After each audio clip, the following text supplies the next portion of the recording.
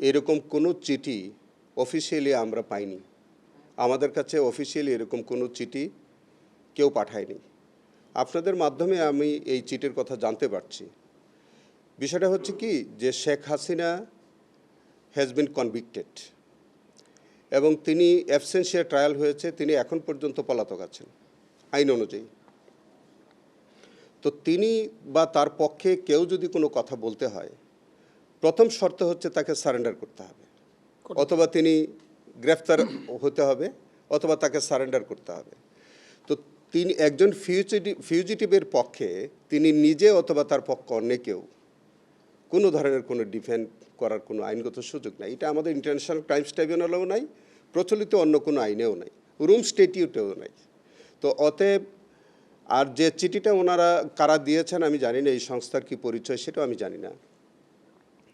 সেটা হচ্ছে যে এটা এখন জিজ্ঞেস করতে হবে আমাদের শেখ হাসিনাকে, যদি তাকে পাওয়া যায়, যে আদৌ এরকম কোনো ল ফার্মকে তিনি এঙ্গেজ করেছিলেন কিনা, কি অথরিটি বিলে করেছেন, বা ওই ল ফার্মকে জিজ্ঞেস করতে হবে যে তাকে কে এঙ্গেজ করেছে, কোন ক্ষমতা বলে তিনি এই চিঠি লিখেছেন।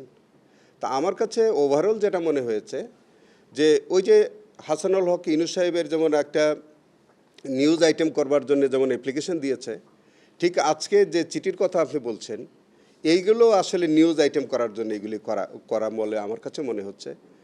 তবে এইগুলো করে এই ট্রাইব্যুনালের কোনো কার্যক্রম বিতর্কিতও করা যাবে না, কোনো কার্যক্রম বন্ধও করা যাবে না। ট্রাইব্যুনাল আমাদের কাছে আনুষ্ঠানিক, অনানুষ্ঠানিক বা অফিসিয়ালি, আনঅফিসিয়ালি কোনোভাবেই আমাদের কাছে আসে কিচ্ছু সুযোগ নাই। আমি তো এক কথাই বললাম যে একজন ফিউজিটিভের পক্ষে অন্য কেউ কথা বলতে পারেন না, তিনি নিজেও পারবেন না।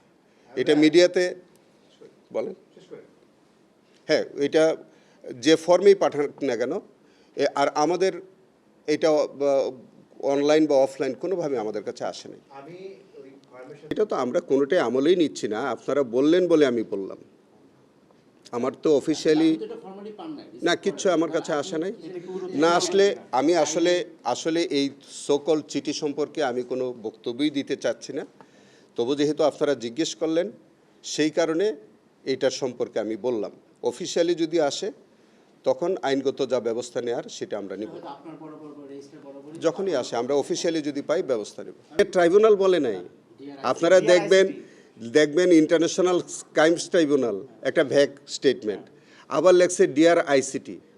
What does it mean? অনারেবলের জায়গায় ডিয়ার আইসিটি। এটা কেন? তারপরে উনি প্রথম লাইনটা যদি দেখেন, আপনাদের মাধ্যমে যেটা আমি পেয়েছি, সেখানে লেখছে we act on behalf of Sheikh Hasina. তার মানে কি এটা লবিস্ট?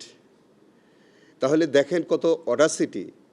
আমরা যদি এই ট্রাইব্যুনাল এই ল ফার্মের যদি আমরা কোনো অস্তিত্ব পাই বাংলাদেশে, বা কোনো ব্যক্তি বা সংস্থার যদি আমরা অস্তিত্ব খুঁজে পাই, অবশ্যই আদালত অবমাননার জন্য আমরা তার বিরুদ্ধে প্রসিডিংয়ের ব্যবস্থা করব।